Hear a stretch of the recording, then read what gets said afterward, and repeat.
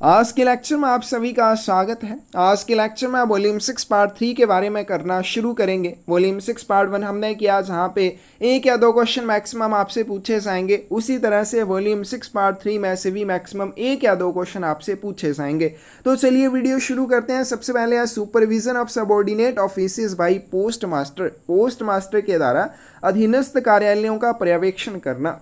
In addition to the checking of correctness of accounts of subordinate post offices. Post master क्या करता है, उसके अधीन जितने भी डाकघर आते हैं उनके लेखों की करेक्टनेस की जांच करता है, उनके अकाउंट्स की शुद्धता की वो जांच करता है। इसके अलावा और क्या करेगा, the post master should ascertain whether the subordinate post masters under the head office. Head office या प्रधान कार्यालय के अंडर आने वाले जितने भी बाकी पोस्ट मास्टर होते हैं, चाहे वो आपके सब पोस्ट ऑफिस के हों या ब्रांच पोस्ट ऑफिस के हों, understand and perform their duties in an efficient manner. Post master क्या देखता है कि हेड ऑफिस के अंडर आने वाले जितने भी पोस्ट मास्टर हैं जो उसके अधीनस्थ आते हैं या उसके अधीन आते हैं, वो अपने कर्तव्यों को कुशल तरीके से समझते हैं और कुशल तरीके से निभाते हैं या नहीं निभाते हैं। इस चीज़ के बारे में कौन चेक करेगा, पोस्ट मास्टर के द्वारा किया जाएगा। तो डाकघरों के लेखों की शुद्धता की जांच करने के साथ साथ पोस्ट मास्टर क्या करता है, हेड ऑफिस के अंडर आने वाले जितने भी पोस्ट मास्टर होते हैं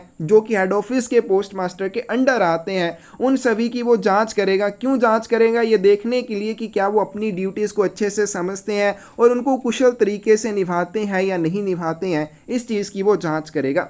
If the postmaster doubts any SPM or BPM and sees any repeated irregularities, अब जो पोस्ट मास्टर है उसको किसी भी एसपीएम या बीपीएम के ऊपर किसी भी तरह का कोई संदेह होता है, कोई डाउट होता है, या फिर वो लगता है वो बार बार एक ही तरह की गलतियां कर रहे हैं, एक ही तरह की अनियमितताएं कर रहे हैं, ही और she will report the matter to the superintendent or concerned sub divisional inspector. Postmaster उसके बारे में क्या करेगा, या तो सुपरिटेंडेंट को बताएगा या फिर वो संबंधित सब डिविजनल इंस्पेक्टर को इस चीज़ के बारे में जानकारी देता है। तो जब भी पोस्ट मास्टर को किसी भी सब पोस्ट मास्टर या ब्रांच पोस्ट मास्टर के ऊपर संदेह हो जाए या फिर वो बार बार कोई अनियमितता करते हैं, ऐसी स्थिति में पोस्ट मास्टर उस चीज़ के बारे में सुपरिटेंडेंट को या संबंधित सब डिविजनल इंस्पेक्टर को बताएगा। अगर एसपीएम की तरफ से ऐसा कुछ है तो सुपरिटेंडेंट को बताया जाएगा। ब्रांच पोस्ट मास्टर की तरफ से अगर कुछ ऐसा है तो सब डिविजनल इंस्पेक्टर को उस चीज़ के बारे में बताया जाएगा। The postmaster should coordinate with the superintendent in applying tests to detect fraud, prevent detention to articles and like. Post master उसके बाद और क्या चीज़ करता है, धोखाधड़ी का पता लगाने के लिए, फ्रॉड वगैरह को डिटेक्ट करने के लिए या डाक वस्तुओं को प्रिवेंट, उनकी डिटेंशन को रोकने के लिए, मतलब कि उनको जो पोस्ट ऑफिस में डिटेन करके रखा जाता है उस चीज़ को रोकने के लिए सुपरिटेंडेंट के साथ कोऑर्डिनेट करता है। यानी कि सुपरिटेंडेंट क्या करता है, इन सारी चीज़ों के संबंध में टेस्ट अप्लाई करता है, उनका परीक्षण करता है कि पोस्ट ऑफिस में कोई फ्रॉड तो नहीं किया जा रहा है या आर्टिकल्स को बिना वजह तो नहीं रोका जा रहा है। तो सुपरिटेंडेंट के इस तरह के जो भी टेस्ट होते हैं उनमें भी पोस्ट मास्टर के द्वारा कोऑर्डिनेट किया जाता है। The duties prescribed in this volume to postmaster. इस वॉल्यूम में पोस्ट मास्टर के जो भी कर्तव्य या जो भी ड्यूटीज बताई गई हैं shall be performed by deputy postmaster or assistant postmaster in charge of sub account section in larger offices like GPO and gazetted head post offices. बड़े कार्यालयों के मामले में जैसे आपके जनरल पोस्ट ऑफिस हैं या फिर राजपत्रित प्रधान डाकघर जो होते हैं, उनके मामले में क्या किया जाता है, ये जो पोस्ट मास्टर की ड्यूटीज़ हैं किसके द्वारा निभाई जाती हैं, सब अकाउंट सेक्शन के इंचार्ज डिप्टी पोस्ट मास्टर या असिस्टेंट पोस्ट मास्टर के द्वारा निभाई जाएंगी। नेक्स्ट रूल है आपके पास, examination of BO daily accounts and BO summary नेसोस by this SPM. Sub postmaster द्वारा उप डाकघरों में शाखा डाकघरों के दैनिक लेखों और शाखा कार्यालय सारांश की जांच करना। अभी तो आपकी बीओ समरी या नहीं बनाई जाती है, लेकिन फिर भी आपने इसको अच्छे से कर लेना है क्योंकि एग्जामिनर को कई बार नहीं पता चलता है, वो इस तरह से भी क्वेश्चन पूछ लेता है, हमें वो आना चाहिए। तो examination of BO daily account, branch office जो भी डेली अकाउंट बना के भेजते हैं उसकी जाँच करना, और साथ में जो बीओ समरी होती है उसकी जाँच करना। कहाँ पे, सब ऑफिस में, उप डाकघर में। The SPM will verify all the daily accounts and see that those have been correctly prepared. सब पोस्ट मास्टर क्या करेगा, जितने भी डेली अकाउंट होंगे उनको वेरीफाई करेगा, सत्यापन उनका करेगा और ये देखेगा कि क्या उनको सही से बनाया गया है, और उसके बाद filled up and the closing balances entered in them in words and figures agree। अब जब भी आपका बीओ डेली अकाउंट बनाया जाता है उसमें जो भी लास्ट बैलेंस लिखा जाता है या क्लोजिंग बैलेंस लिखा जाता है वो शब्दों में भी लिखा जाएगा, वो अंकों में भी लिखा जाएगा। तो वो दोनों सेम होने चाहिए। अगर अंकों में आपके पास 100 लिखा है तो शब्दों में भी 100 लिखा होना चाहिए, 100 लिखा होना चाहिए। इस चीज़ की जांच सब पोस्ट मास्टर के द्वारा की जाती है कि शब्दों और अंकों में लिखा हुआ क्लोजिंग बैलेंस एक दूसरे से एग्री करना चाहिए। He or she will that all the transactions of daily accounts have been correctly copied into the BO summary। उसके बाद और क्या चीज़ उसके द्वारा देखी जाएगी, वो देखेगा कि डेली अकाउंट में दैनिक लेखे में जो भी लेन देन है उनको सही से बीओ समरी में कॉपी किया गया है या नहीं किया गया। डेली अकाउंट की जितनी भी ट्रांजैक्शंस होती हैं, डेली अकाउंट में जितनी भी ट्रांजैक्शंस दर्ज की जाती हैं उनकी प्रति बीओ समरी में भी होनी चाहिए। Verify the aggregate total of the balances shown against BOs in the BO summary। BO सारांश में BOs के नाम के सामने जो भी शेष राशि का कुल योग होगा उसको भी सब पोस्ट मास्टर के द्वारा सत्यापित किया जाएगा। The SPM must verify each item of postage in transit from BO summary with the pencil copy of the BO slip। SPM क्या करेगा, BO सारांश से क्या बीओ सारांश या बीओ समरी जो बनाई जाएगी वहां से जितनी भी आइटम पोस्टेज की ट्रांजिट या पारगमन में रहेंगी उनको बीओ पर्ची की कॉपी के साथ सत्यापित करना उसका काम रहेगा। The SPM must enter the amount of cash in transit in the prescribe column of the BO summary. उसके बाद सब पोस्ट मास्टर क्या करेगा, ट्रांजिट में पारगमन में जो भी राशि रहेगी कैश की उसको भी निर्धारित कॉलम जो रहेगा बीओ समरी का वहां पे दर्ज करेगा। The SPM will sign the BO daily account each day. उसके बाद सब पोस्ट मास्टर जो है प्रतिदिन जो भी बीओ डेली अकाउंट प्राप्त होते हैं उनके ऊपर हस्ताक्षर करेगा। If the SPM founts any suspicious alterations and erasers. लेकिन अगर सब पोस्ट मास्टर को कोई भी अल्ट्रेशन मिलती है, मतलब उसमें कोई भी पहले जो चीज़ लिखी थी, मान लीजिए 100 लिखा था फिर उसको काट के आपने 500 कर दिया, इस तरह की कोई भी सस्पिशियस अल्ट्रेशन मिलती है या उसमें आपने 100 रुपया लिखा था फिर उसको इस तरह से मिटाया हुआ है, इस तरह की अगर कोई भी चीज़ मिलती है ही और she must at once inquire into the matter. तो इस मामले की जांच तुरंत पोस्ट मास्टर को करनी चाहिए। तो एसपीएम क्या करेगा, प्रतिदिन बीओ डेली अकाउंट के ऊपर हस्ताक्षर करेगा। अगर उसको बीओ डेली अकाउंट में कोई भी संदिग्ध परिवर्तन या कुछ भी इरेजर किया हुआ मिलता है, मिटाया हुआ मिलता है, तो इसके बारे में वो तुरंत जांच करेगा। नेक्स्ट आपके पास relations of sub and branch offices to their account offices. उप एंड शाखा कार्यालयों का उनके लेखा कार्यालयों के साथ किस तरह से संबंध होता है। Sub and branch offices exchange the account bags and BO bags on each working day with their account offices respectively. जितने भी उप डाकघर होते हैं या जितने भी शाखा डाकघर होते हैं वो प्रत्येक कार्य दिवस पर अपने लेखा कार्यालय के साथ या तो अकाउंट बैग का आदान प्रदान करेंगे या बीओ बैग का। तो जैसे आपके सब ऑफिस और हेड ऑफिस के बीच में अकाउंट बैग का यूज़ किया जाएगा और ब्रांच ऑफिस और उसके अकाउंट ऑफिस के बीच में बीओ बैग का यूज़ किया जाएगा।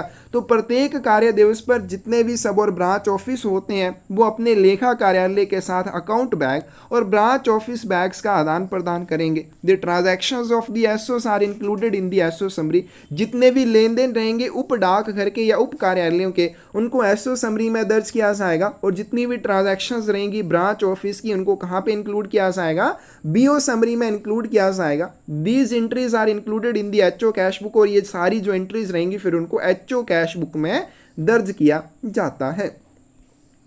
रूल नंबर 4 है आपके पास short receipt of vouchers by account office. लेखा कार्यालय में कम वोचर प्राप्त होना। अब मान लीजिए आपने क्या किया है, 5 डिपॉजिट किए हैं अपनी ब्रांच ऑफिस में या फिर अपने सब ऑफिस में। अब जब आप डेली अकाउंट बना के भेजेंगे उसमें क्या भेजेंगे, 5 वोचर्स को दर्ज करके भेजेंगे। लेकिन जब आपका डेली अकाउंट और वोचर वहाँ अकाउंट ऑफिस में प्राप्त होते हैं तो वहाँ पर 5 वोचर्स की जगह पे 4 ही वोचर प्राप्त होते हैं। तो वहाँ पर क्या एक्शन लिया जाएगा, लेखा कार्यालय में कम वोचर प्राप्त होना। If the sub account clerk of H और एसओ, यदि हेड ऑफिस या सब ऑफिस का जो सब अकाउंट क्लर्क होता है finds any voucher short in spot of any entry in the daily account from the SPM और बीपीएम, सब पोस्ट मास्टर या ब्रांच पोस्ट मास्टर के द्वारा अपने कार्यालय के संबंध में जो भी डेली अकाउंट भेजा जाता है उस डेली अकाउंट में जितनी भी प्रविष्टियां की होती हैं उन प्रविष्टियों के संबंध में अगर कोई भी वाउचर कम प्राप्त होता है तो सब अकाउंट क्लर्क क्या एक्शन लेगा, then the concerned SPM or BPM, as the case may be, should be asked through S or BO slip to send the concerned voucher or vouchers without delay। वहां पर संबंधित SPM या BPM को बोलना जाएगा कि बिना देरी के आप उस वोचर को जो प्राप्त नहीं हुआ है उसको भेजें। अब देखिए क्या हो जाएगा, मान लीजिए एक ब्रांच ऑफिस है, वो अपने अकाउंट ऑफिस को क्या भेजेगा, डेली अकाउंट भेजेगा। उसने 5 ट्रांजैक्शंस करी हैं सेविंग की, अब उसके साथ 5 वोचर होने चाहिए, लेकिन वहां पे केवल 4 ही वोचर प्राप्त हुए। अब यहाँ पे क्या किया जाएगा, हेड ऑफिस या उसका जो भी अकाउंट ऑफिस होगा, सब ऑफिस भी हो सकता है, वहां से ब्रांच ऑफिस के जो भी इंचार्ज रहेंगे, ब्रांच पोस्ट मास्टर, उसको बोलना चाहेगा कि आप कैसे बोलना चाहेगा, उसको जो बीओ स्लिप भेजी जाएगी, क्योंकि जब भी बीओ से उसके अकाउंट ऑफिस को भेजा जाएगा, बीओ डेली अकाउंट जाएगा, और जब भी आपका अकाउंट ऑफिस बीओ को भेजेगा तो वो क्या भेजेगा, बीओ स्लिप या एसओ स्लिप भेजेगा। तो अकाउंट ऑफिस क्या करेगा, बीओ स्लिप के माध्यम से ब्रांच पोस्ट मास्टर को बोलेगा कि आपने ये जो वोचर कम भेजा है इसको आप जल्दी से भेजें।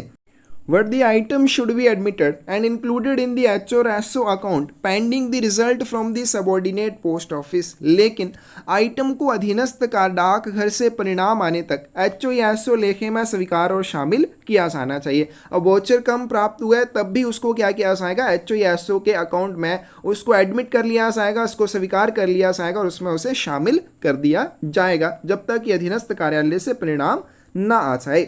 If A watcher is wanting, अगर किसी भी डेली अकाउंट के संबंध में जो प्रविष्टियां उसके ऊपर किया है उसके संबंध में किसी भी वॉचर को अभी प्राप्त किया जाना है, उसकी आवश्यकता है, this sub account assistant should write a remark in the SO daily account against the particulars of the missing document. वहां पर जो भी आपका एसओ डेली अकाउंट रहेगा उसके ऊपर जो भी प्रविष्टियां की गई होंगी संबंधित उसमें से जो भी मिसिंग रहेगा उसके आगे क्या किया जाएगा, मिसिंग डॉक्यूमेंट के जो भी पर्टिकुलर्स या विवरण रहेंगे सब अकाउंट असिस्टेंट के द्वारा वो दर्ज किए जाएंगे and sign and the post master will attest the same. और जो सब अकाउंट असिस्टेंट होगा उसके मिसिंग डॉक्यूमेंट के विवरण दर्ज करने के बाद उसके ऊपर हस्ताक्षर करेगा, करने के बाद सेम पोस्ट मास्टर के माध्यम से भी उसका सत्यापन करवाया जाना चाहिए। This irregularity should also be noted in the error book. और ये वाली जो इर्रेगुलरिटी है, ये जो अनियमितता है, इसको एरर बुक में भी, त्रुटि पुस्तिका में भी दर्ज किया जाना चाहिए। If the voucher is not received or sufficient explanation is not afforded by the SPM or branch postmaster concerned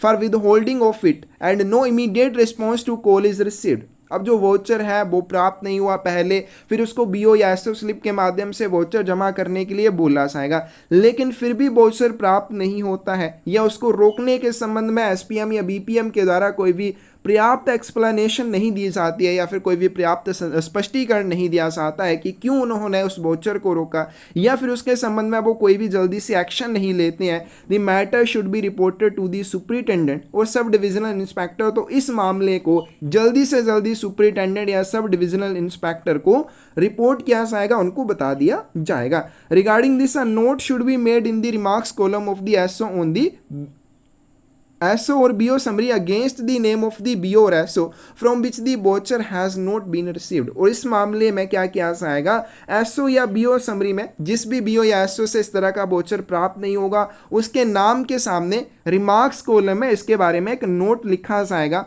and should be copied day to day in it until the voucher is not received. और आपकी ये जो SO या BO summary रहेगी इसको प्रतिदिन वहां पे कॉपी किया जाएगा जब तक कि वो वोचर जो है प्राप्त नहीं हो जाता। तो किस तरह से आपके पास आ जाएगा कि मान लीजिए कोई भी वोचर जो है वो प्राप्त नहीं हुआ, फिर उसके बाद जो भी सब अकाउंट क्लर्क होता है या सब अकाउंट असिस्टेंट होता है वो एसओ या बीओ स्लिप के माध्यम से सब पोस्ट मास्टर या ब्रांच पोस्ट मास्टर को उस वोचर को जमा करने के लिए बोलेगा, लेकिन फिर भी अगर वो वोचर को जमा नहीं करते हैं या उसको रोकने के संबंध में सफिशिएंट एक्सप्लेनेशन नहीं देते हैं कि क्यों उन्होंने उस वोचर को रोका, या फिर जब उनको बोला गया उसके बाद भी वो तुरंत उसके संबंध में कोई एक्शन नहीं लेते हैं, तो इस मामले को सुपरिटेंडेंट या सब डिविजनल इंस्पेक्टर को बता दिया जाएगा। और इसके संबंध में एसओ या बीओ समरी में जिस भी ब्रांच ऑफिस या सब ऑफिस से वो वोचर प्राप्त नहीं हुआ है उसके नाम के सामने एक नोट बनाया जाएगा और नोट बनाने के बाद इसको दिन प्रतिदिन जब तक कि वो वोचर प्राप्त नहीं हो जाता वहां पे कॉपी किया जाएगा, उसको अगले दिन फिर लिखा जाएगा, उसके अगले दिन फिर लिखा जाएगा जब तक कि वो वोचर प्राप्त नहीं हो जाता। If any item could not be classified as per information furnished, अब एसओ या बीओ डेली अकाउंट में जो भी इंफॉर्मेशन बताई जाती है उसके अनुसार अगर किसी भी वस्तु को वर्गीकृत ना किया जा सके, the amount should be charge into UCR or unclassified payments, तो उसको अनक्लासिफाइड रिसिप्ट में या अनक्लासिफाइड पेमेंट्स में लिया जाना चाहिए। और एसओ या डेली अकाउंट में मान लीजिए सारी चीज़ें बताई गई हैं लेकिन आपने एक्स्ट्रा पैसे उसमें ऐड कर दिए, गलती से किए या कैसे भी किए, अब उसको क्या कर पा उसको क्लासीफाई नहीं किया जा सकता है कि किसके संबंध में आपने किए हैं, तो उसको क्या किया जाएगा, अनक्लासिफाइड रिसीट्स में या अनक्लासिफाइड पेमेंट्स में डाल दिया जाएगा। नेक्स्ट आपके पास रूल नंबर 5 इन एडमिसिबल वॉचर्स के बारे में। अस्वीकार्य वॉचर ऐसा वॉचर जिसे स्वीकार नहीं किया जा सकता। If any document attached to the B or SO daily account is inadmissible on account of any irregularity for its preparation or for not duly signed a revised document should be called for or document should be sent in the next days B or SO slip duly entered for rectification. अब कोई भी दस्तावेज है जो SO और BO daily account के संबंध में प्राप्त होता है, यानी कि बीओ या एसओ डेली अकाउंट में जो भी प्रविष्टियां की जाती हैं उनके संबंध में जब भी कोई दस्तावेज प्राप्त होता है लेकिन वो अस्वीकार है, उसे स्वीकार नहीं किया जा सकता। क्यों अस्वीकार नहीं किया जा सकता? क्योंकि उसको बनाते समय अनियमितता हो गई है, कोई गलती हो गई है या फिर उसको विधिवत तरीके से हस्ताक्षरित नहीं किया गया है।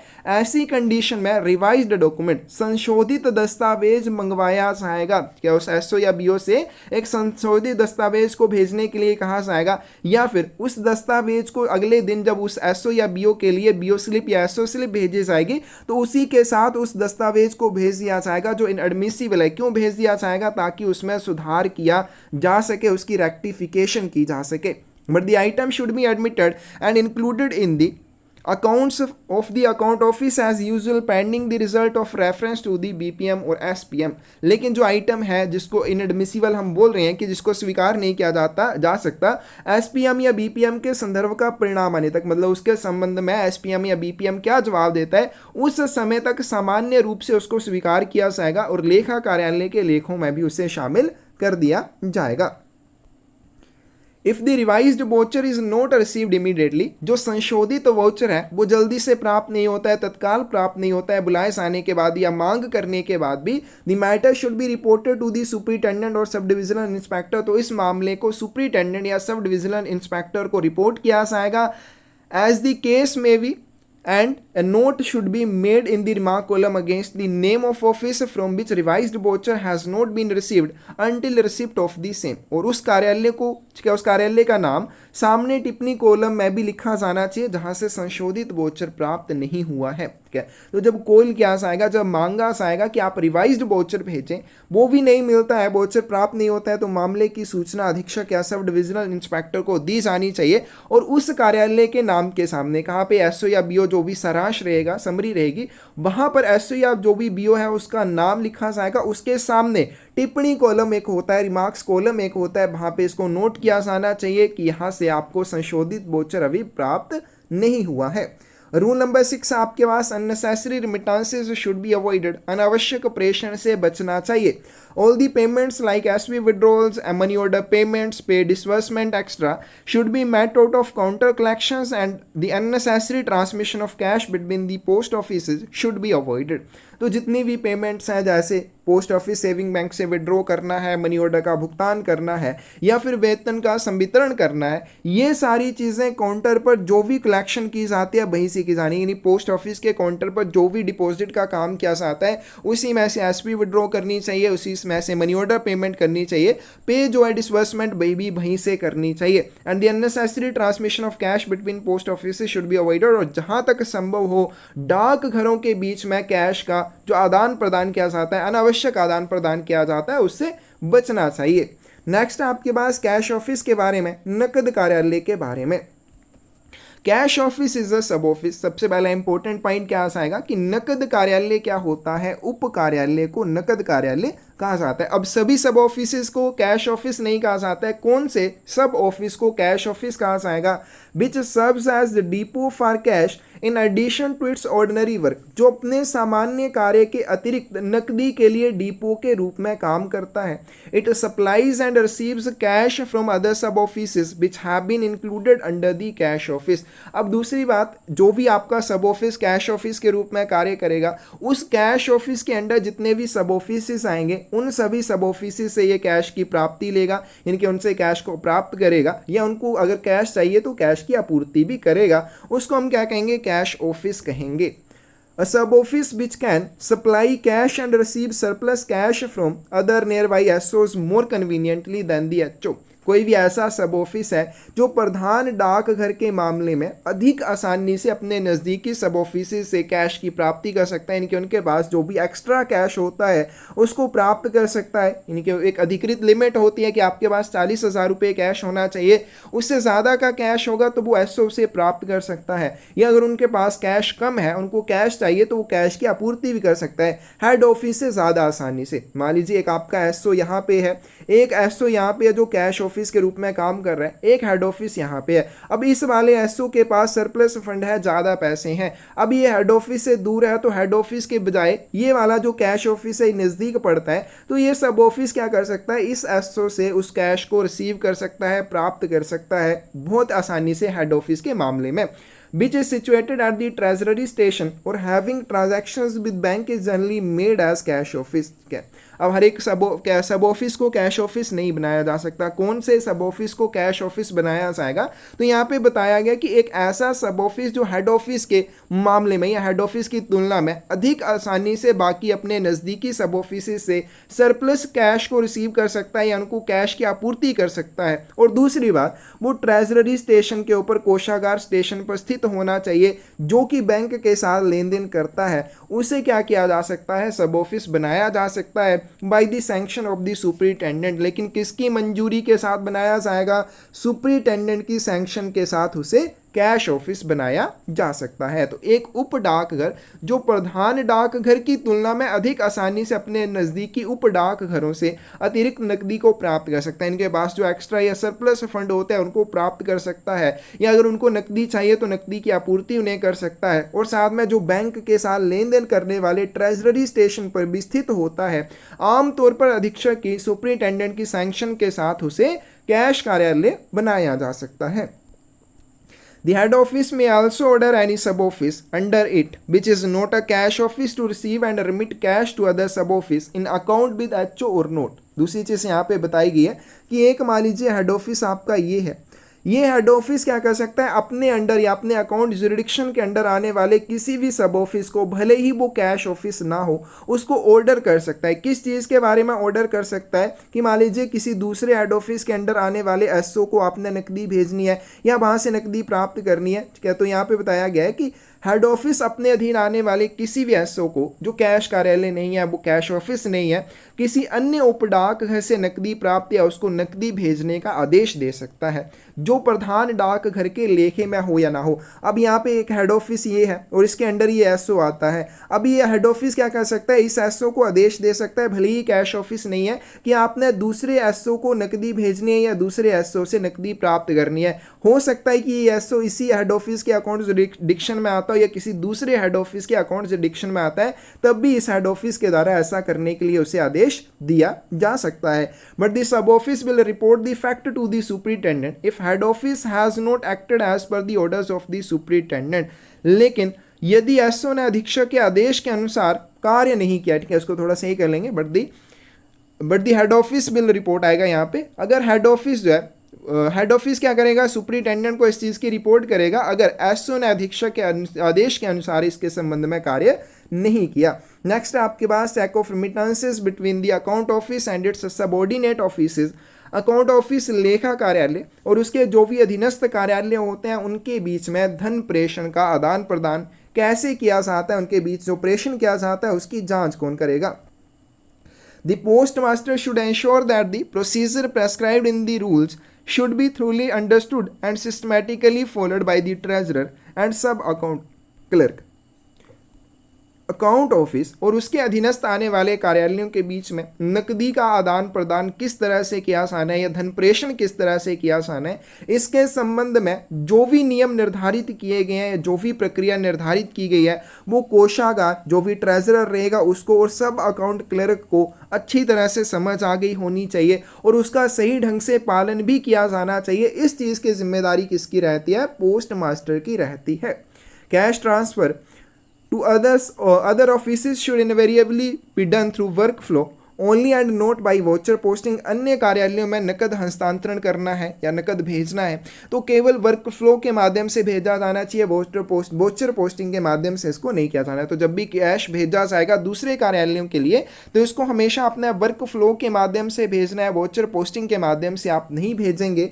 Cash received through work flow should be acknowledged by the receiving office on receipt of cash. Cash जो भी प्राप्त वर्क फ्लो के माध्यम से होगा उसको प्राप्त करने वाले कार्यालय के द्वारा जब नकदी प्राप्त होगी उसी समय एक्नोलेज किया जाएगा, उसी समय उसको प्राप्त किया जाएगा। मतलब कि वर्क फ्लो के माध्यम से जब नकदी भेजी जाती है तो जो भी प्राप्त करने वाला कार्यालय होगा वर्क फ्लो में उस कैश को तभी एक्सेप्ट करेगा या सभी एक्नोलेज करेगा जब उसको ओरिजिनल में वो नकदी प्राप्त हो जाएगी। Fehling which DOP cash of the receiver office will not be debited, अगर ऐसा करने में वो विफल रहते हैं, ऐसा वो नहीं कर पाते हैं तो क्या हो जाएगा, प्राप्त करने वाले कार्यालय का डीओपी जो कैश है वो डेबिट नहीं होगा और जो उसका बैलेंस है वो बढ़ेगा नहीं, क्योंकि उसने कैश अगर रिसीव नहीं किया तो उसका बैलेंस भी नहीं बढ़ेगा। Any lapse in these procedure will lead to different closing balances in ZFR day dash new. तो यहाँ पे बताया कि अगर वो ऐसा करने में विफल रहते हैं, वो कैश को समय से एक्नोलेज नहीं करते हैं या सही से एक्नोलेज नहीं करते हैं, स्वीकार नहीं करते हैं, ऐसी कंडीशन में ZFR_day_new मतलब ये जैसे डे बिगिन वगैरह करते हैं उस समय क्या हो जाएगा, आपका जो बैलेंस रहेगा एसयू का उसमें गड़बड़ हो जाएगी, वो डिफर हो जाएगा। Treasurer shall check cash and transit through, अब जो ट्रेजरर या कोषाध्यक्ष है वो पारगमन में जो कैश होता है उसको कैसे चेक करते हैं, टी कोड का यूज़ करते हैं। कौन से टी कोड का, ZFBL3N, ये इंपॉर्टेंट आपको याद रखना है, NGL कोड ये भी याद रखना है सारा। Of such office mapped to HO, तो इसके लिए अलग से आपको एक वीडियो प्रोवाइड करवाई जाएगी, उसमें आपको जितने भी कोड्स बताए जाएंगे कि अगर आपने ये चीज़ निकालनी है तो टी कोड कौन सा हो रहेगा, ठीक है, आपने BO डेली अकाउंट प्रिंट करना है, SO डेली अकाउंट प्रिंट करना है, कैश रिपोर्ट निकालनी है या इस तरह से डे बिगिन डे एंड जो भी चीज़ें हैं उसके बारे में टी कोड आपको आने चाहिए, अलग से वीडियो में आपको प्रोवाइड करवाए जाएंगे। आगे चलते हैं, रूल नंबर 9 है limits of remittances by various modes of conveyance, परिवहन के विभिन्न तरीकों के माध्यम से प्रेषण की सीमा, यानी कि जब भी आप नकदी भेजेंगे आपके पास बहुत सारी ऑप्शंस रहती हैं नकदी को भेजने के लिए। हर एक जो भी आपके पास सुविधा रहेगी या जो भी परिवहन का तरीका रहेगा उसके माध्यम से नकदी भेजने की जो सीमा है वो भी अलग अलग रहती है। अगर loose cash through departmental employ, विभागीय कर्मचारी के माध्यम से आपने खुला कैश भेजना है तो मैक्सिमम वो 5 लाख रुपए तक लेके जा सकता है। कोई भी डिपार्टमेंटल एम्प्लॉय अगर खुला कैश लेके जाता है मैक्सिमम 5 लाख रुपए तक वो लेके जा सकता है। Departmental MMS with multitasking staff MTS in addition to driver for conveyance of cash and cashback enclosed in an account bag।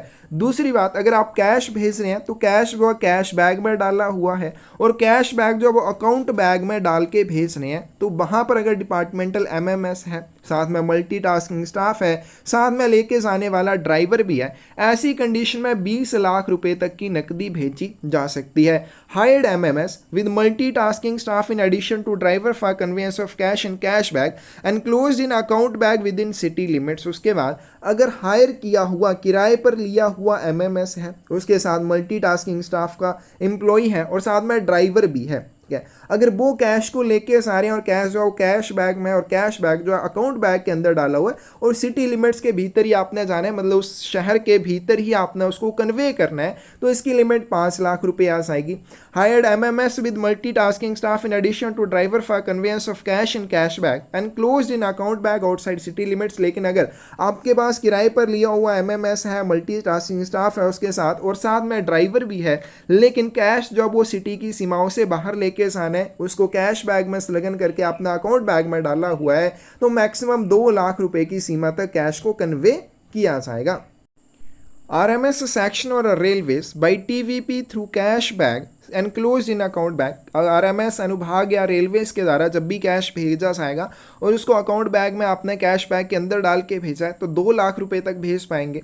Account bag handed over to carrier in vetment system or road transport, अगर आप road transport के माध्यम से, सड़क परिवहन के माध्यम से कैश भेजना चाहते हैं या वेटमेंट सिस्टम में कैरियर के माध्यम से भेजना चाहते हैं 40,000 रुपये तक भेजा जा सकता है। अंडर आर्म्ड एस्कोर्ट, क्या आर्मी की सुरक्षा के तहत नो लिमिट, यानी कि आप मैक्सिमम जितना चाहे उतना भेज पाएंगे। आर्मी की सुरक्षा के तहत cash through departmental employee accompanied by another departmental employee. ऊपर हमने कर लिया, अगर सिंगल डिपार्टमेंटल एम्प्लॉयज आ रहा है उसको खुला कैश 5 लाख रुपए तक दिया जा सकता है। अगर एक डिपार्टमेंटल एम्प्लॉय है उसके साथ दूसरा एक और डिपार्टमेंटल एम्प्लॉय है तो दोनों के माध्यम से 10 लाख रुपए मैक्सिमम भेजे जा सकते हैं। Cash through branch post master or assistant branch post master और डाक सेवक, अगर कैश जो है वो बीपीएम के माध्यम से, एवीपीएम के माध्यम से या डाक सेवक जो होते हैं उनके माध्यम से भेजा जाएगा, 1 लाख रुपए मैक्सिमम वो लेके जा सकते हैं। कैश थ्रू बीपीएम और एवीपीएम और डाक सेवक अकम्पनीड बाय अनदर वीपीएम एवीपीएम और डाक सेवक। उसके बाद अगर आपने एक बीपीएम या एक जीडीएस के साथ दूसरे जीडीएस, 2 जीडीएस जब भी लेके जाएंगे तो मैक्सिमम 5 लाख रुपए तक लेके जा सकते हैं। तो यहाँ से आएगा, अलग अलग आपके पास माध्यम रहेंगे कैश को भेजने के लिए, तो उनकी लिमिट जो है ये है। आगे चलते हैं, the above line limits will also apply to mutatis mutandis to head record office और sub record office as well as branch offices. ये जो लिमिट्स ऊपर बताई गई हैं यही लिमिट्स हेड रिकॉर्ड ऑफिस और सब रिकॉर्ड ऑफिस के ऊपर भी अप्लाई होते हैं और साथ साथ में ब्रांच ऑफिस के ऊपर भी लागू होती हैं। The proposed limits are the maximum limits and this can be curtailed by the heads of circle on the basis of discussion with the local police authorities depending upon the law and order situation of that particular place। अब ये जो ऊपर limits बताई गई हैं ये maximum limits बताई गई हैं कि इससे ज़्यादा की नकदी वो नहीं लेके जा सकते हैं, लेकिन वहाँ पर जो सुपरिटेंडेंट है वो क्या कर सकता है, वहाँ की जो कानून और व्यवस्था है उसकी स्थिति के अनुसार या उसकी स्थिति के आधार पर स्थानीय पुलिस अधिकारियों के साथ बातचीत कर सकता है। बातचीत करने के बाद सर्कल के प्रमुख द्वारा इस जो लिमिट को है वो कम भी किया जा सकता है, क्योंकि ये तो मैक्सिमम लिमिट है, लेकिन अगर वहां की कानून और व्यवस्था बिल्कुल सही नहीं है, क्या वहां पे ज्यादा रोबरीज होती हैं, तो ऐसे मामले में क्या किया जा सकता है, इस लिमिट को हेड ऑफ सर्कल के द्वारा कम भी किया जा सकता है। The increased line limits shall be reviewed after every 1 year and this review will include as aspect of adequacy of the revise limit. बढ़ी हुई सीमाएं जो है उनकी 1 वर्ष में एक बार समीक्षा जरूर की जानी चाहिए और इस समीक्षा में संशोधित जो भी सीमाएं रहेंगी उनकी पर्याप्तता के पहलू जरूर उसमें शामिल होने चाहिए। नेक्स्ट आपके पास regulations of funds from SOs, sub office के लिए निधियों का विनियम किस तरह से किया जाता है। यानी कि कोई भी सब ऑफिस है उसको नकदी चाहिए या उसके पास ज़्यादा नकदी हो जाती है तो किस तरह से वो उनको निपटाएंगे। One of the most important duties of head postmaster is to make satisfactory arrangements to provide his sub office with funds and relieve them of collections in excess of their authorised. जो प्रधान post master होता है उसके जो महत्वपूर्ण कर्तव्य होते हैं उनमें से एक कर्तव्य ये भी है कि जितने भी उसके अधीन सब ऑफिस आएंगे उन सब ऑफिस को अरेंज करेगा वो फंड की, अगर उनके पास कम फंड है तो उनको अरेंज करेगा उनके फंड की आपूर्ति के लिए, या उनके पास ज़्यादा फंड हो जाते हैं तो ऐसी कंडीशन में किस तरह से उस फंड का निपटान किया जाएगा, इसके अरेंजमेंट या व्यवस्थाएं किसके द्वारा, प्रधान पोस्ट मास्टर के द्वारा की जाएंगी। तो प्रधान पोस्ट मास्टर के सबसे जो महत्वपूर्ण कर्तव्य हैं उनमें से एक ये भी कर्तव्य है कि उसके जो भी उप कार्यालय होंगे उनको धन उपलब्ध करवाने के लिए संतोषजनक व्यवस्था करेगा, या उनके पास अधिकृत जो भी धन होगा उसके संग्रह से उनको राहत देगा, मतलब उनके एक्सेस का भी निपटान करेगा head post master. In the case of sub offices situated at a treasury or bank station, he should arrange with the district treasury or bank station or bank at the beginning of every month.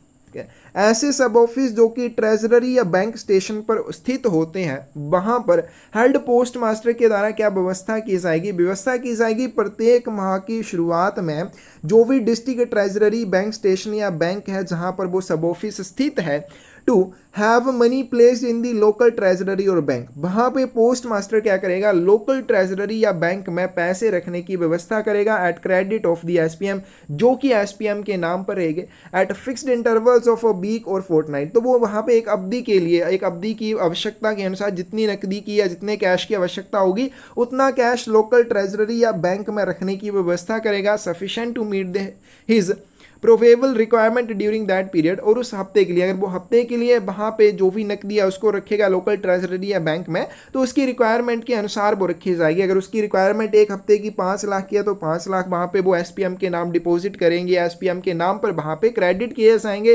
Treasury या फिर bank में। The superintendent will prescribe the method in which the each SO's not situated at a treasury or bank station is ordinarily to be supplied with fund। उसके बाद कोई भी ऐसा सब office है जो ट्रेजरी या बैंक स्टेशन पर स्थित नहीं, क्योंकि अगर वो बैंक स्टेशन या ट्रेजरी पर स्थित है तब तो क्या किया जाएगा, पोस्ट मास्टर के द्वारा अरेंज किया जाएगा लोकल ट्रेजरी या बैंक में उस एसपीएम के संबंध में क्रेडिट किया जाएगा वहां पे मनी को, वो वीकली बेसिस के ऊपर या फोर्टनाइट के बेसिस के ऊपर उसको फिर वहां पे देखा जाता है, उसकी कैश की उसको आपूर्ति की जाती है। लेकिन अगर कोई भी सब ऑफिस वो ट्रेजरी या बैंक स्टेशन पर स्थित नहीं है, किस तरह से उसको आपूर्ति की जाएगी धन की, इस प्रक्रिया को कौन निर्धारित करेगा, सुपरिटेंडेंट निर्धारित करता है। And in which it is ordinarily to remit surplus fund, या फिर उसके पास अगर अधिशेष नकदी है तो किस तरह से उसको रिमिट करेगा या किस तरह से उसका निपटान करेगा।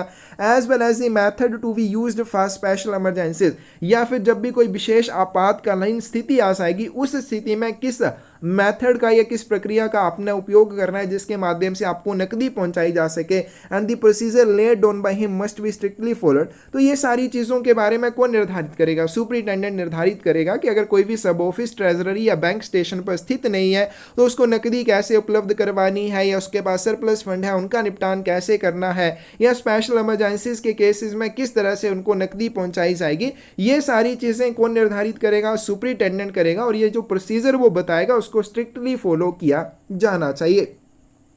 Whenever it is necessary for the head office to make or order a remittance to ASO or to order a sub office to remit its surplus cash to its cash office or head office or another sub office or the treasury or bank, the head postmaster must enter the necessary orders on the daily transaction report। क्या बताया गया है कि जब भी head office के लिए किसी सब ऑफिस को प्रेषण करना है, क्या कोई भी हेड ऑफिस है उसको किसी भी एसओ के लिए प्रेषण करना है, या फिर एसओ को उसके पास जो उसकी अधिशेष नकदी है, मतलब एसओ के पास अगर किसी भी एसओ के पास उसकी लिमिट से ज़्यादा उसके पास कैश है तो उसको अपने कैश कार्यालय को, यानी कि उसका जो भी कैश ऑफिस, जैसे हमने ऊपर किया कि एसओ ही होता है जो कि कैश के लिए डिपो की तरह काम करता है, अपने कैश ऑफिस को या फिर अपने हेड ऑफिस को या फिर किसी अन्य सब ऑफिस को या कोषागार या बैंक में वो नकदी भेजने के लिए उसको ऑर्डर दिया जाता है। तो जब भी किसी हेड ऑफिस के द्वारा किसी भी सब ऑफिस को प्रेषण करना है या सब ऑफिस के पास एक्सेस कैश है तो उस एक्सेस कैश को अपने कैश कार्यालय में जमा करने या भेजने के लिए बोला जाएगा, या हेड ऑफिस को भेजने के लिए किसी अन्य एसओ को या कोषागार या बैंक को भेजने के लिए उसको आदेश दिया जाएगा।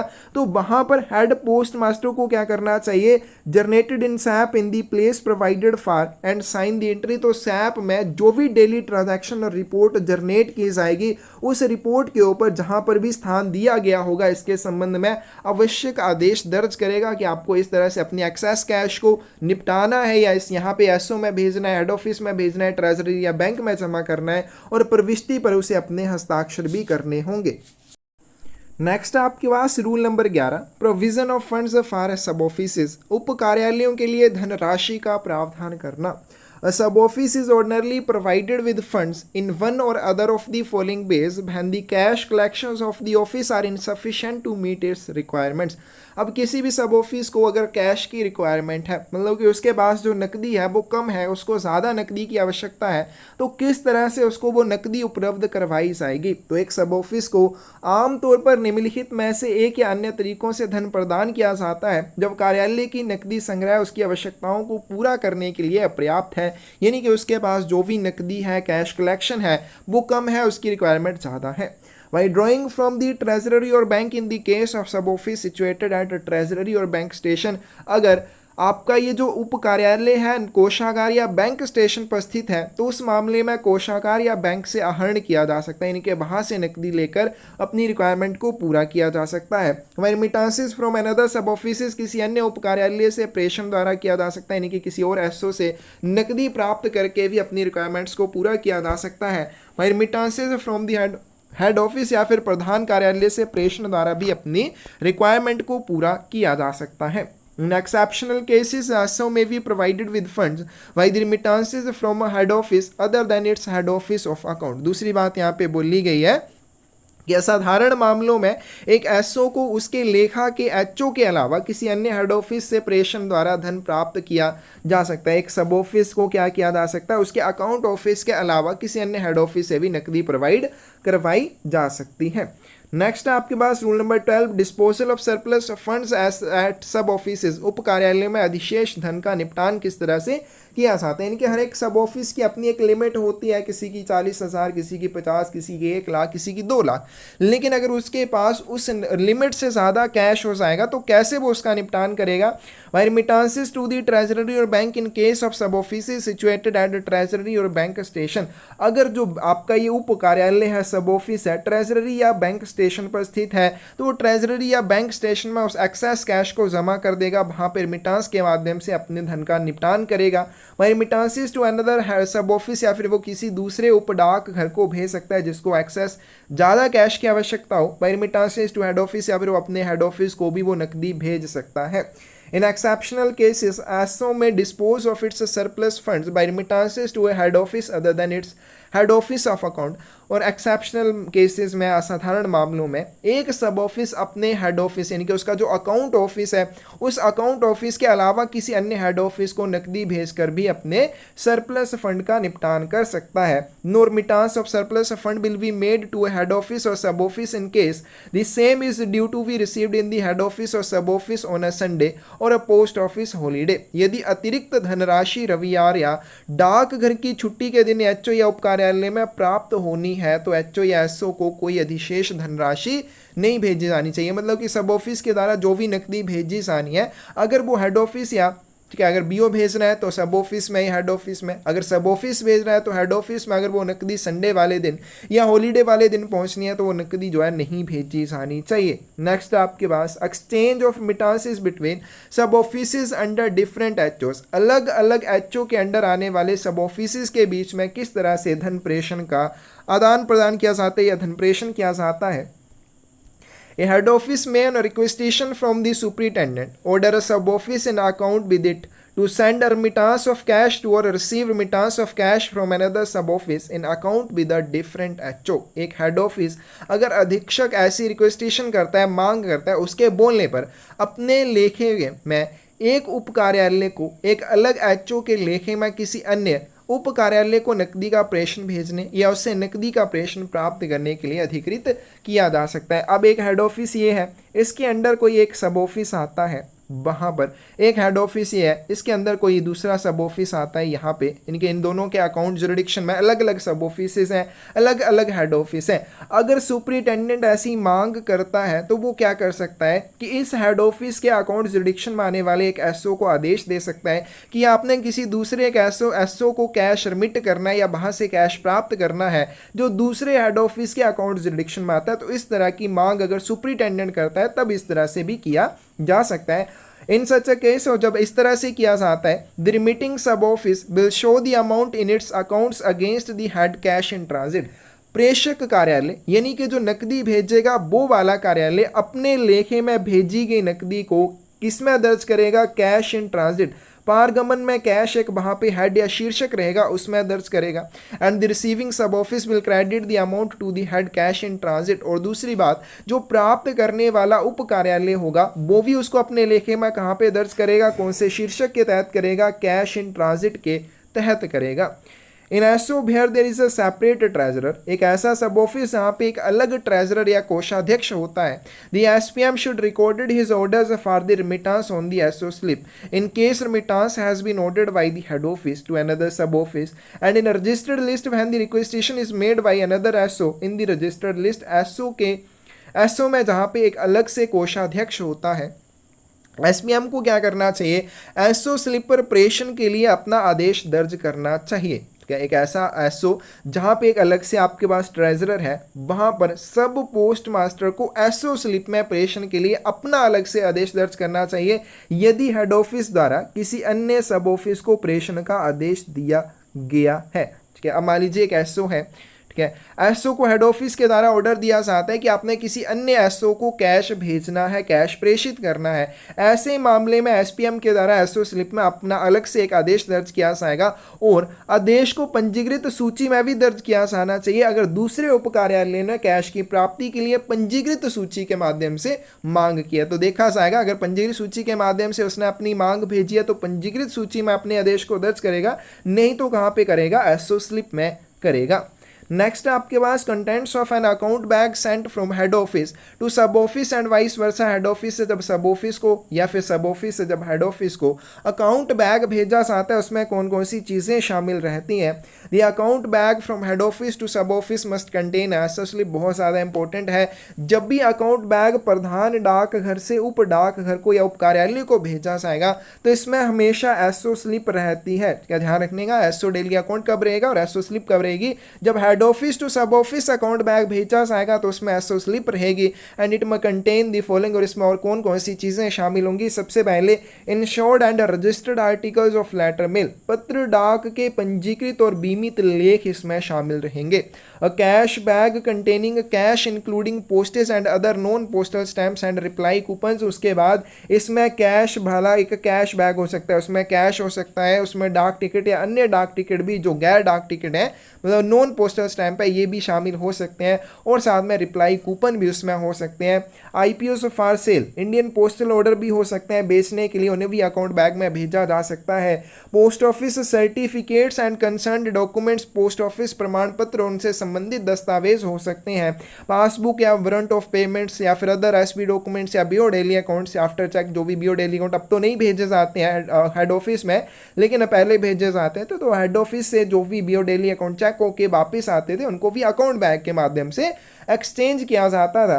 Other documents entered in the remarks column of the SO slip के टिप्पणी कॉलम में अन्य जो भी दस्तावेज दर्ज किए जाएंगे उनको भी अकाउंट बैग के माध्यम से भेजा जा सकता है। An account bag from SO to HO, जब भी आपका account bag sub office to head office भेजा जाएगा मे कंटेन डेली अकाउंट, ठीक है, जो हेड ऑफिस से एसओ को भेजा तो उसमें एसओ स्लिप आ जाएगी, जब सब ऑफिस से हेड ऑफिस को भेजेंगे उसमें डेली अकाउंट आ जाएगा and the documents accompanying it, और डेली अकाउंट से संबंधित जो दस्तावेज हैं वो भी इसमें शामिल रहेंगे, जैसे अनरजिस्टर्ड आर्टिकल्स पत्र डाक के हो सकते हैं, पेड या unpaid insured and registered articles हो सकते हैं, पत्र डाक के कैश बैग हो सकता है जिसमें एचओ के लिए आपने प्रेषण भेजा है। तो इस तरह से अकाउंट बैग का आदान प्रदान किया जाता है और ये सारी सामग्री का उसमें आदान प्रदान किया जाएगा। नेक्स्ट आपके पास मिटास ऑफ कैश, नकदी के प्रेषण के बारे में। When the postage or other stamps are to be sent to a sub office, जब भी किसी उप कार्यालय को डाक टिकट या अन्य टिकट भेजे जाने हो, the head post master will write his orders regarding the supply on the system generated daily transaction report। वहाँ पे प्रधान पोस्ट मास्टर के द्वारा सिस्टम जनरेटेड डेली ट्रांजैक्शन के रिपोर्ट के ऊपर अपने ऑर्डर्स को लिखना चाहिए। The orders should be shown as soon as possible to the treasurer, और जो भी आपका ये system generated daily transaction report के ऊपर ऑर्डर्स लिखे जाएंगे हेड पोस्ट मास्टर के द्वारा, ये ऑर्डर जितनी जल्दी हो सके किसको दिखाए जाने चाहिए, सब ट्रेजरर को दिखाए जाने चाहिए, कोषाध्यक्ष को दिखाए जाने चाहिए, और कौन दिखाएगा, सब अकाउंट असिस्टेंट दिखाएगा। And the treasurer should be required to initial the order in token of having seen it, और ट्रेजरर ने ये ऑर्डर को देख लिया है, इसके संबंध में उसे अपने अध्याक्षर उस ऑर्डर के ऊपर करने होंगे। तो पहले क्या आएगा, अगर किसी भी सब ऑफिस को कोई टिकट या अन्य टिकट भेजे जाने हैं तो हेड पोस्ट मास्टर इसके संबंध में अपने ऑर्डर कहाँ पे लिखेगा, system generated daily transaction report के ऊपर लिखेगा। फिर सब अकाउंट असिस्टेंट के द्वारा ये ऑर्डर जितनी जल्दी हो सके ट्रेजरर या कोषाध्यक्ष को दिखाए जाएंगे, और ट्रेजरर जो है should be required to initial the order in token of having seen it, और ट्रेजरर या कोषाध्यक्ष ने इन ऑर्डर्स को देख लिया, इसके संबंध में अपने इनिशियल से अपने अध्याक्षर उसके ऊपर करेगा। The head office treasurer will log in SAP and enter the T code MIGO and print the invoice slip through MV90 and send the stamps along with the invoice slip to the sub office.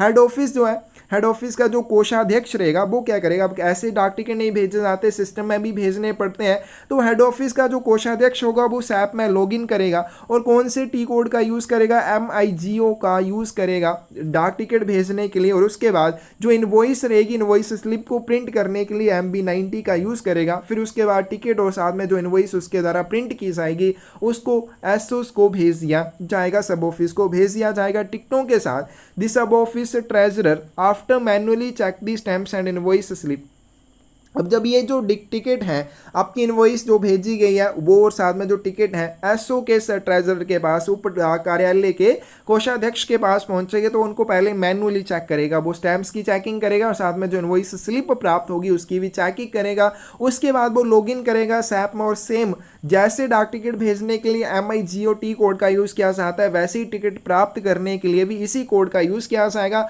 और जो भी ticket होंगे उनको फिर वो स्वीकार करेगा। Next आपके पास रेमिटेंस थ्रू स्पेशल कैरियर विशेष वाहक के माध्यम से प्रेषण कैसे किया जाता है। Remittance to ASO is to be sent through a postman, overseer और अदर सबऑर्डिनेट। जब भी किसी उप डाक घर के लिए नकदी आपने डाकी के माध्यम से भेजनी है, अपने ओवरसीयर या किसी अन्य अधीनस्थ अधिकारी के हाथों भेजनी है, the amount should be made over by the treasurer to the carrier. तो जो कैरियर रहेगा उसको एसओ तक जो नकदी पहुंचानी है वो नकदी कौन सौंपेगा, ट्रेजरर या कोषाध्यक्ष के द्वारा सौंपी जाएगी।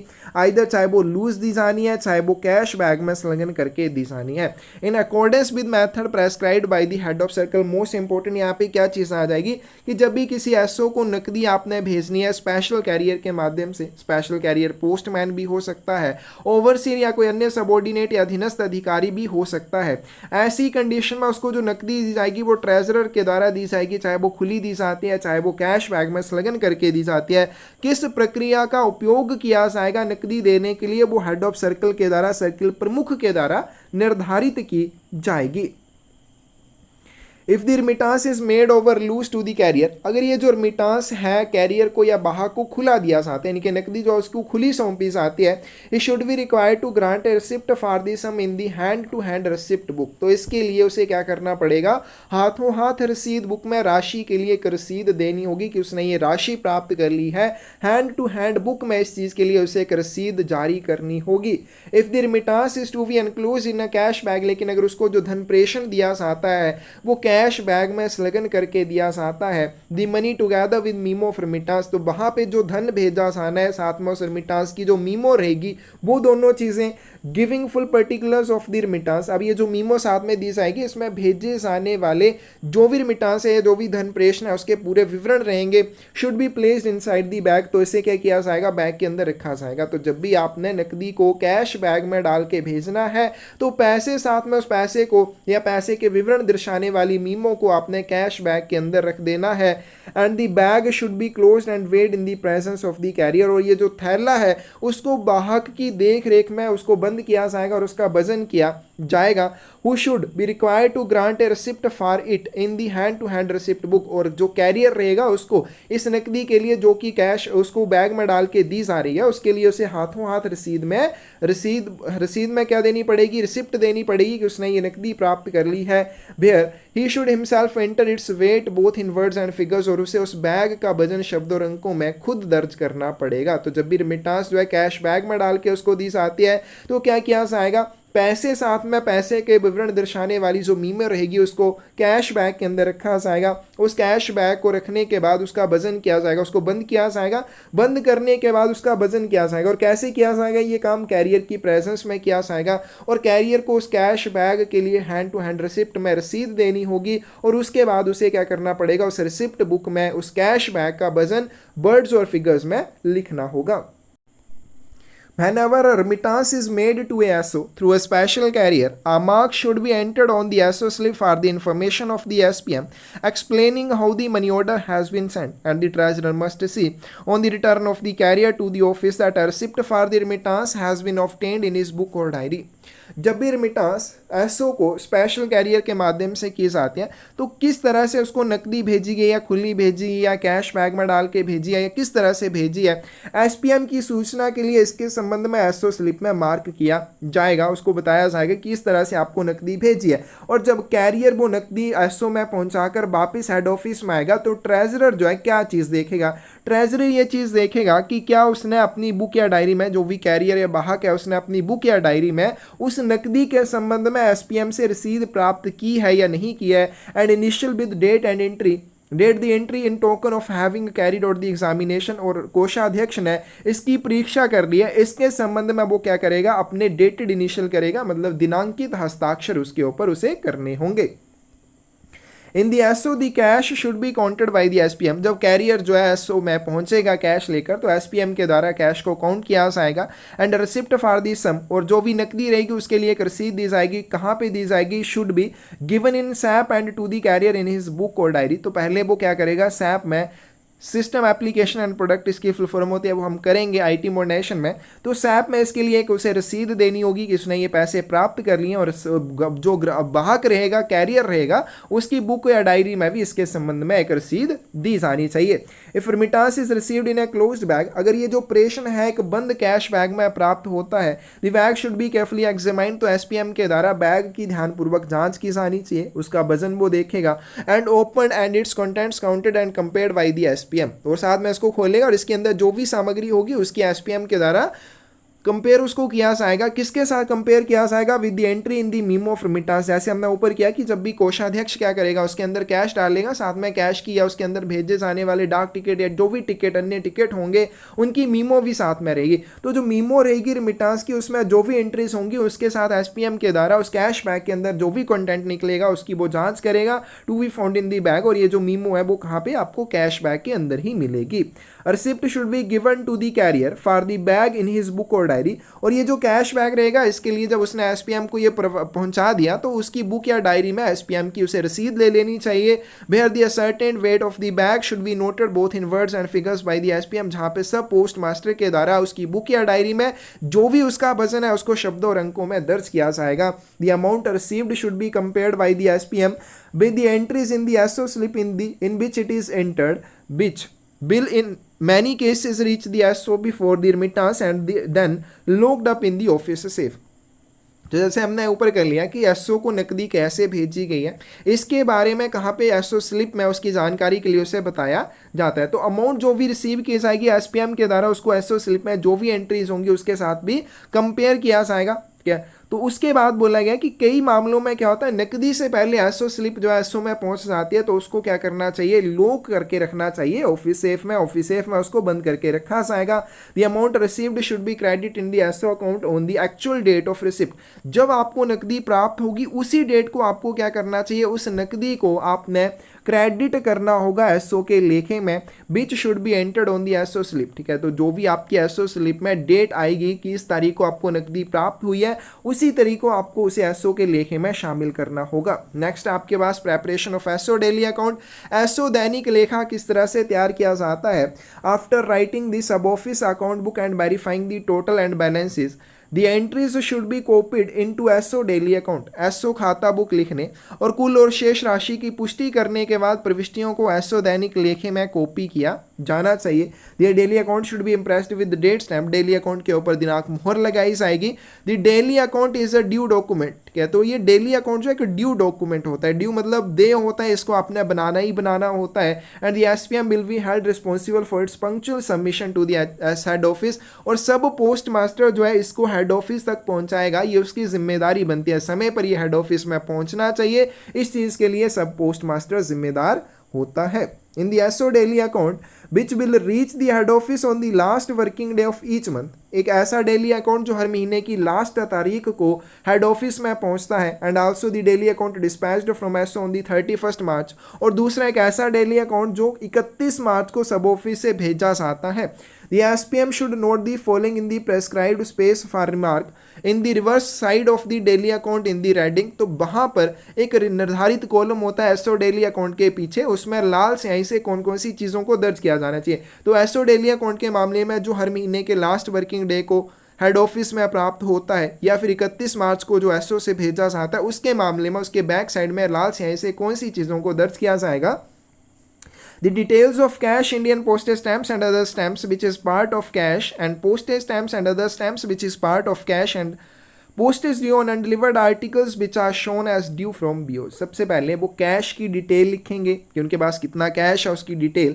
इंडियन पोस्टेज स्टैंप या अन्य डाक टिकट जो उनके पास हैं जो कि कैश या डाक टिकटों का हिस्सा है, या अदर स्टैंप्स हैं जो कि कैश या पोस्टेज स्टैंप ड्यू का हिस्सा है, जो कि अनडिलीवर्ड आर्टिकल्स के संबंध में जो BO से ड्यू के रूप में दर्शाए गए, उन सारी चीज़ों को उसके बैक साइड में लिखा जाएगा। नकदी, भारतीय टिकट, डाक टिकट, अन्य टिकटों के विवरण लिखे जाएंगे, या नकदी या डाक टिकट या अन्य डाक टिकटों के हिस्से जो बिना वितरण वाली वस्तुओं पर देय के रूप में दर्शाए गए हैं, जिन्हें बीओ से प्राप्त किया जाना है। Detail of stamps of SO में जो डाक टिकट है उनकी detail, balance of reply coupons remaining unsold, बिना बेचे जो भी आपके पास रिप्लाई कूपन्स रह गए उनका बैलेंस, ये सारी चीजें एसओ डेली अकाउंट के बैक साइड में लिखे जाएंगे। और कौन से डेली अकाउंट के ऊपर लिखी जाएंगी, जो महीने के लास्ट वर्किंग डे को हेड ऑफिस में पहुंचेगा या जिसको 31 मार्च को एसओ से पोस्ट किया जाता है या भेजा जाता है। तो आज की वीडियो में बस इतना ही करेंगे।